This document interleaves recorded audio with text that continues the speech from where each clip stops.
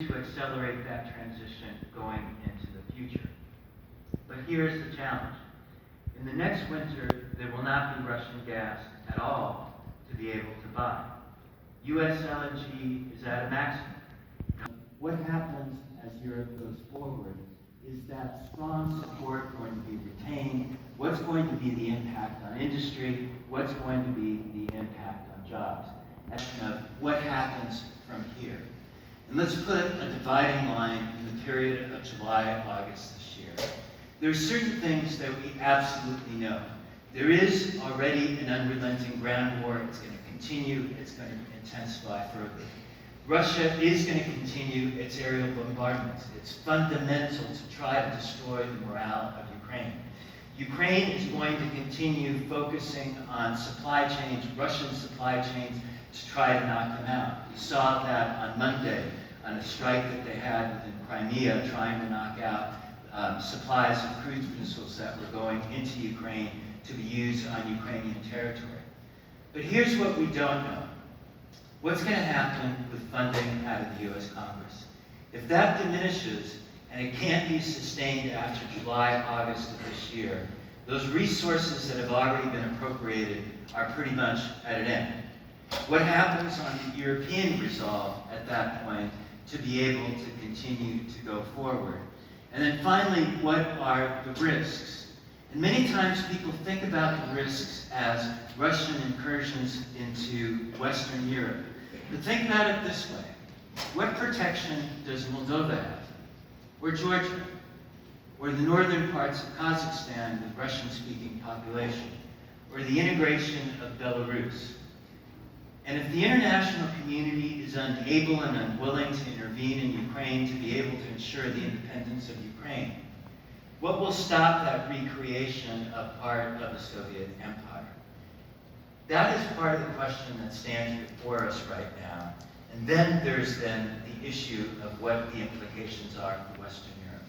And that is what is at stake, and which we will understand a lot more about when we get to that point in the middle of the summer. So let's turn to the issue of China and the United States. And of course, it's not unconnected to what's happening in Ukraine today. On establishing that China and Russia together provide an alternative to the United States as the center of power and order in the world. And in particular, China. Because if you see the dynamics in all of those meetings, it was always China as a leader, Russia seeking to follow with China, a new dimension in that relationship of not only a separate order, but China as a leader as part of that order. And I think one of the things that we need to understand is, what does China want, and what is at stake? Such as Taiwan, the South China Sea, Hong Kong, the way China addresses human rights, the centralization of power. They're also fundamental to the way that China defines itself. And so to the extent that part of the U.S. ambition is to trade wars, it was on tariffs. But when the administration came in within Joe Biden, one of the things that we saw are in a fundamental competition for economic and political leadership for the 21st century. These acts are part of addressing the capability of the United States being able to rebuild its infrastructure. And so what we've seen is an increased competition between both of those countries. And if we think about it, that spectrum has slid to the left with more complicated to this relationship. If we think about what Xi Jinping has technology, particularly prominent at the ability to turn on a dime. Paul mentioned it earlier on the change in COVID policy, which moved from one of zero COVID to opening up the country very quickly, and the impact it had on economic growth. And yet it's more we have to think about is, where does China want to go?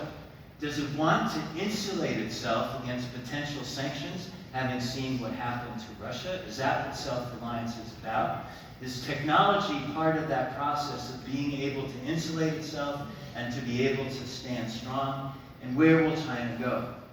And I think some of the things that we have to do, three. First is, are international companies going to be able to protect their intellectual property and achieve cost efficiencies going into the future? Think about that environment. The answer may be harder to see for the future. The second question, hypothetically, Would China seek to blockade Taiwan if it cannot access high-precision microchips? Somebody might ask a similar question with similar implications.